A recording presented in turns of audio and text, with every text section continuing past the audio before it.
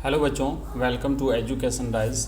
Dear students, आज के इस क्लास में अपन 12th की जो ज्योग्राफी का आपका सेकंड चैप्टर है, विश्व जनसंख्या वितरण घनत्व और वृद्धि, इस चैप्टर को अपन कम्प्लीटली पढ़ेंगे। मैं आपको नोट्स अवेलेबल करवाऊंगा इस चैप्टर के।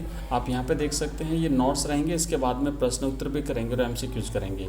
तो सबसे पहले तो अपन ये जान लेते हैं कि ये अपना जो सेकंड चैप्टर है, इकाई 2 का अध्याय नंबर 2, विश्व जनसंख्या वितरण घनत्व और वृद्धि, इसमें क्या क्या चीज़ आपके सिलेबस में इस वर्ष है और क्या क्या चीज़ अपन पढ़ने वाले हैं। तो आपके सिलेबस में है विश्व में जनसंख्या वितरण के प्रारूप, जनसंख्या का घनत्व, जनसंख्या वितरण को प्रभावित करने वाले कारक, जनसंख्या वृद्धि, जनसंख्या परिवर्तन के घटक जैसे जिसमें जन्म, मृत्यु और प्रवास शामिल हैं, जनांकीय संक्रमण की स्थिति और जनसंख्या नियंत्रण के उपाय।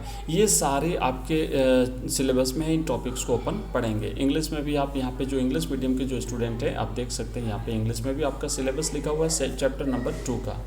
अब एक एक चीज़ को अपन यहाँ पे क्लियर करते हैं। कम्प्लीटली ये नोट्स बने हुए हैं और ये नोट्स की जो PDF अगर आप चाहते हैं तो आप मेरा नंबर नोट कर लीजिए। उस नंबर पे आप मुझे मैसेज करेंगे तो आपको लिंक्स मिलेंगे। उस लिंक्स के माध्यम से आप इसकी जो PDF है वो प्राप्त कर सकते हैं। नंबर मेरा मैं आपको अभी थोड़ी देर के बाद में इसी क्लास में दे दूँगा, ठीक है। तो पहले तो अपन पढ़ लेते हैं। आप इस वीडियो को कम्प्लीटली देखिएगा, बिल्कुल इसकी स्किप मत करने की कोशिश करिए। आपको पूरा का पूरा चैप्टर ईजिली समझ में आ जाएगा और जल्दी अपन इसके क्वेश्चन आंसर और इसके MCQs भी करेंगे। तो देखो बच्चों, यहाँ पे लिखा हुआ है सबसे पहले जनसंख्या वितरण। जनसंख्या वितरण से क्या तात्पर्य है?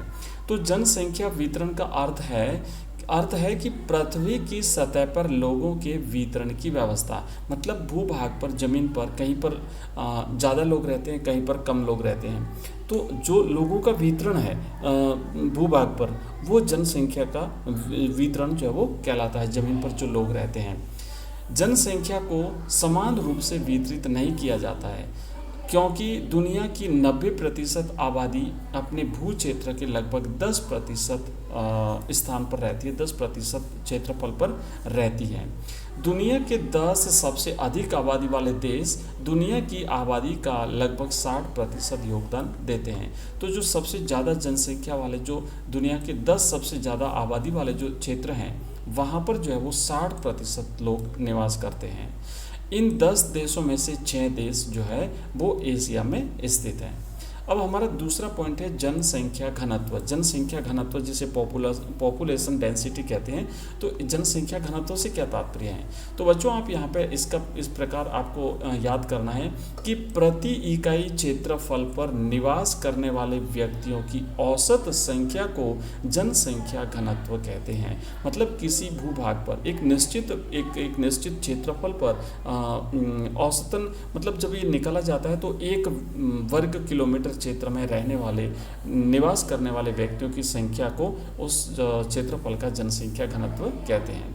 इसका मतलब है भूमि के आकार का लोगों की संख्या के बीच में अनुपात जनसंख्या घनत्व कहलाता है।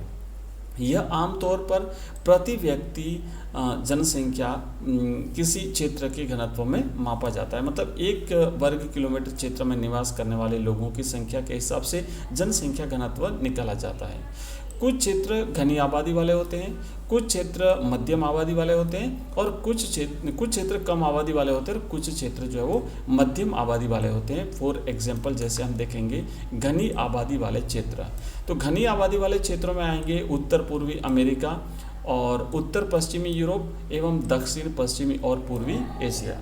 उसके बाद अगर हम कम आबादी वाले क्षेत्रों की बात करें तो जैसे कि ध्रुवीय क्षेत्रों के पास और भूमध्य रेखा के पास उच्च वर्षा वाला जो क्षेत्र है, यहाँ पर बहुत कम लोग निवास करते हैं।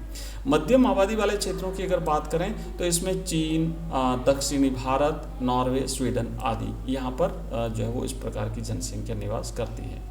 अब जनसंख्या घनत्व की गणना कैसे की जाती है? जनसंख्या का घनत्व कैसे गिनेंगे अपन? तो देखो, जनसंख्या घनत्व मापने के लिए कुल क्षेत्रफल से उस जनसंख्या को भाग दिया जाता है। उदाहरण के लिए आप यहाँ पे समझेंगे कि मान लीजिए किसी देश की जनसंख्या जो है वो 10 लाख है और वहाँ का क्षेत्रफल जो है वो 10,000 वर्ग किलोमीटर है। तो अब हम क्या करेंगे, इस 10 लाख में 10,000 का भाग देंगे और इस स्थिति में वहाँ का जो जनघनत्व है वो 100 व्यक्ति प्रति वर्ग किलोमीटर रहेगा। आपको एक चीज़ ध्यान रखनी है कि किसी भी क्षेत्र की जनसंख्या अगर 200 व्यक्ति प्रति वर्ग किलोमीटर से अधिक होती है तो उन्हें सघन आबादी वाला क्षेत्र माना जाता है, और 200 से कम अगर व्यक्ति किसी क्षेत्रफल पर रहते हैं तो वो विरल आबादी वाला क्षेत्र कहा जाता है। अब जनसंख्या वृद्धि दर से क्या तात्पर्य है? जनसंख्या वृद्धि को तो हमने देख लिया, जनसंख्या वृद्धि दर से क्या तात्पर्य है? तो देखो, किसी क्षेत्र में निश्चित समयावधि मान लीजिए 1 वर्ष या 10 वर्ष भी माना जाता है, जैसे कि कहीं 10 की अगर जनगणना की जाती है तो 10 वर्ष होगा। तो किसी एक निश्चित समयावधि में जनसंख्या में होने वाले परिवर्तन को जनसंख्या वृद्धि कहते हैं। जब जनसंख्या परिवर्तन को प्रतिशत में व्यक्त किया जाए तो उसे जनसंख्या वृद्धि दर कहते हैं। तो अगर परिवर्तन को खाली देखा जाता है तो वो तो जनसंख्या वृद्धि हो गई, और अगर उसे प्रतिशत के रूप में व्यक्त किया जाए तो उसे जनसंख्या वृद्धि दर कहते हैं। जनसंख्या वृद्धि दर के प्रकार, अब देखिए 2 प्रकार की होती है जनसंख्या वृद्धि दर। एक तो होती है जनसंख्या में धनात्मक वृद्धि और दूसरा होता है जनसंख्या में ऋणात्मक वृद्धि दर। जनसंख्या में धनात्मक वृद्धि दर की अगर बात करें तो इसमें आपको इस तरीके से समझना है कि किन्हीं 2 समय अंतरालों के बीच जब जन्म दर मृत्यु दर से अधिक हो जाती है, मृत्यु दर कम हो जाती है, जैसे कि मेडिकल सुविधाओं के विस्तार के कारण और भी कई सारे कारण हैं उस वजह से, और अगर जन्म दर बढ़ जाती है तो तब ऐसी स्थिति बनती है कि जनसंख्या की धनात्मक वृद्धि दर कहलाती है। और जनसंख्या की ऋणात्मक वृद्धि दर, इसमें क्या होता है कि किन्हीं 2 समय अंतरालों के बीच जब जन्म दर मृत्यु दर से कम हो जाती है, मतलब जन्म दर कम है मृत्यु दर अधिक है, और तब जो है ना जनसंख्या की ऋणात्मक वृद्धि कहलाती है। ठीक है, अब हम देखेंगे जनसंख्या की वास्तविक वृद्धि दर।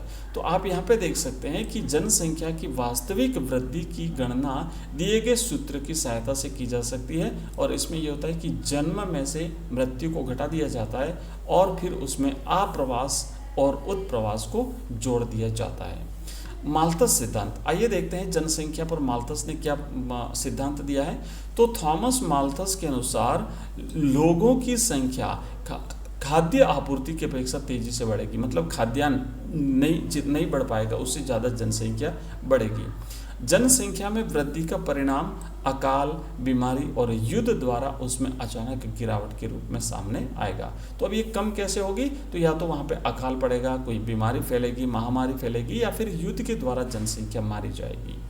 जनसंख्या वितरण को प्रभावित करने वाले कारक इंपॉर्टेंट है, ध्यान दीजिएगा, ये अपने टॉपिक में है, और सारी चीज़ें जो हमने ये जो नोट्स बनाए हुए हैं, इन नोट्स के माध्यम से अपन इस चैप्टर को कंप्लीट कर रहे हैं। ये नोट्स अगर आप प्राप्त करना चाहते हैं तो मैंने आपसे कहा था कि मैं अपना एक नंबर दूंगा, उस नंबर पर आप मुझे मैसेज करेंगे तो वहाँ पर आपको लिंक प्राप्त होगी, उस लिंक से आप वो जो है PDF प्राप्त कर सकते हैं।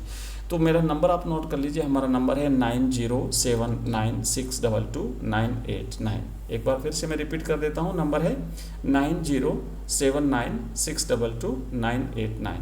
बच्चों मैं आपको बता दूं कि जो भी अपन ये जो नोट्स पढ़ रहे हैं, इसकी PDF, इसके वीडियोस, इसके MCQs, इसके क्वेश्चन आंसर्स और इससे रिलेटेड जो ऑनलाइन टेस्ट अगर आप देना चाहते हैं, साथ ही साथ लाइव क्लास भी अगर आप ज्वाइन करना चाहते हैं तो आप हमारा ऐप डाउनलोड कर लीजिए। हमारा ऐप है एजुकेशन राइज नाम से प्ले स्टोर पर अवेलेबल है। इस वीडियो के डिस्क्रिप्शन में लिंक दिया हुआ है, उस लिंक पर क्लिक करके आप हमारा ऐप डाउनलोड कर लीजिए। वहाँ पर आपको विभिन्न सब्जेक्ट्स के कोर्सेज मिलेंगे, अलग अलग कोर्स दिए हुए हैं, और प्रत्येक कोर्स की फीस है मात्र 99 रुपये, ओनली 99 रुपये, यानी 100 रुपये। और इस 99 रुपये की फ़ीस के साथ आप इस कंप्लीट कोर्स को जो है वो एक्सेस कर सकते हैं, कंप्लीट कोर्स को पढ़ सकते हैं पूरे 1 साल की वैलिडिटी के साथ में, है ना। ये मासिक फ़ीस नहीं है बल्कि ये पूरे 1 साल की फ़ीस है। मात्र 99 रुपये में आप पूरा कोर्स 1 साल तक पढ़ सकते हैं, जहाँ पर आपको वीडियोज़ मिलेंगे, लाइव क्लासेस मिलेगी, MCQs मिलेंगे, नोट्स मिलेंगे PDF के रूप में, और ऑनलाइन टेस्ट की सुविधा मिलेगी। ऑनलाइन टेस्ट के बारे में आपको बता दूं थोड़ा सा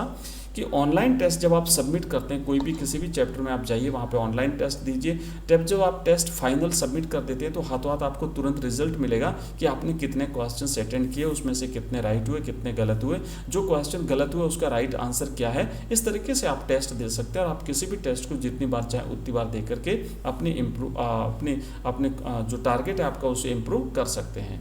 तो बच्चों इस तरीके से आप हमारा ऐप को डाउनलोड कर लीजिए, लिंक इस वीडियो के डिस्क्रिप्शन में दिया हुआ है और नंबर मैंने आपको नोट करा दिया, उस नंबर पे आप हमें टेलीग्राम और व्हाट्सएप मैसेज कर सकते हैं। इसके अलावा आप हमारे टेलीग्राम और व्हाट्सएप ग्रुप के साथ भी अगर जुड़ना चाहते हैं तो आप मुझे इस नंबर पर मैसेज कर दीजिएगा, जहाँ से आपको लिंक मिलेगा, उसके माध्यम से आप हमारे टेलीग्राम ग्रुप और हमारे व्हाट्सएप ग्रुप को ज्वाइन कर सकते हैं। बच्चों आगे बढ़ते हैं। यहाँ पर हम देख रहे थे कि जनसंख्या वितरण को प्रभावित करने वाले कारक। तो देखिए जनसंख्या के वितरण को 3 कारक प्रभावित करते हैं। पहला कारक है भौगोलिक या फिर प्राकृतिक, दूसरा है आर्थिक कारक और तीसरा है सामाजिक और सांस्कृतिक कारक। अब देखिए बात जहाँ तक प्राकृतिक कारक की है तो बच्चों यहाँ पर मैं आपको दिखा दूँ कि प्राकृतिक कारक में जैसे उच्चावच आता है, उसके बाद में फिर जलवायु आती है, उसके बाद में फिर जो है वो मृदा भी जो है वो इस प्राकृतिक कारक में शामिल किया जाता है। इसके बाद में प्राकृतिक या भौगोलिक कारकों में जल की उपलब्धता भी है और साथ ही साथ वनस्पति भी है। तो ये सारे कारक हैं जो भौगोलिक रूप से जनसंख्या के वितरण को प्रभावित करते हैं। जहाँ तक आर्थिक कारकों की बात है तो हम यहाँ पे देखेंगे कि परिवहन का विकास, नगरीकरण और औद्योगिक क्षेत्र, उसके अलावा खनिज निक्षेपों से युक्त क्षेत्र, ये जो चीज़ें हैं आर्थिक रूप से ये जनसंख्या के वितरण को प्रभावित करते हैं। धार्मिक और सांस्कृतिक कारकों की अगर बात करें तो इसमें भी कई सारी चीज़ें जो है वो जिम्मेदार होती हैं किसी भी स्थान पर जनसंख्या के वितरण को प्रभावित करने के लिए, और राजनीतिक कारक भी होते हैं। इसके बाद में जनसंख्या परिवर्तन के प्रमुख 3 घटक हैं। पहला तो जन्म दर है। अब जन्म दर क्या है, किसे कहते हैं, ये सब कुछ यहाँ पे लिखा हुआ है। उसके बाद मृत्यु दर है। मृत्यु दर जनसंख्या को कैसे प्रभावित करती है इसके बारे में यहाँ पे लिखा हुआ है। और फिर है प्रवास जो है वो जनसंख्या को किस तरीके से प्रभावित करता है। और फिर प्रवास के बाद आप यहाँ पे देखेंगे प्रवास के भी 2 कारक हैं, एक अपकर्ष कारक होता है और दूसरा होता है प्रतिकर्ष कारक। अपकर्ष कारक कौन कौन से हैं वो यहाँ पे लिखा हुआ है कि ये इस प्रकार जो है अपकर्ष कारक ये होते हैं कि काम की बेहतर अवसर, रहन सहन की अच्छी दशाएं, शांति और स्थायित्व, अनुकूल जलवायु, जीवन और संपत्ति की सुरक्षा। इसी तरीके से जो प्रतिकर्ष कारक होते हैं, अब प्रतिकर्ष कारक क्या होता है कि किसी भी स्थान पर या फिर जनसंख्या के प्रवास के प्रतिकर्ष कारक जो होते हैं वो उद्गम स्थान को उदासीन बना देते हैं और जो गंतव्य स्थान होता है उससे लोग वहाँ पे आकर्षित होते हैं। तो इसके कारण होते हैं रहन सहन की निम्न दशाएं, राजनीतिक परिस्थितियाँ, प्रतिकूल जलवायु, प्राकृतिक विपदाएं, महामारियाँ और आर्थिक पिछड़ापन। ठीक है। इसके अलावा जनसंख्या वृद्धि से उत्पन्न समस्याएं क्या क्या हैं, जनसंख्या ह्रास के परिणाम क्या होते हैं और किसी देश की जनसंख्या तीव्र गति से बढ़ने पर वहाँ की आर्थिक विकास पर पड़ने वाले प्रभाव क्या क्या हैं। इस तरीके से जो है वो भोजन की समस्या, आवास की समस्या, बेरोजगारी की समस्या, निम्न जीवन स्तर, जनसंख्या का कृषि पर अधिक दबाव, बचत कमी, स्वास्थ्य और जनांकीय संक्रमण। तो बच्चों इस तरीके से हमने ये सारी चीज़ें देखी है। इसकी PDF आपको हमारे ऐप में मिल जाएगी, वहाँ से आप ले सकते हैं। और जनांकीय संक्रमण की जो दशाएं हैं, विभिन्न जो अवस्थाएं होती है उसमें प्रथम अवस्था में क्या क्या होता है, दूसरी अवस्था में क्या होता है, तीसरी में क्या होता है, और इस तरीके से यहाँ पे सब कुछ लिखा हुआ है। और जनांकीय संक्रमण सिद्धांत का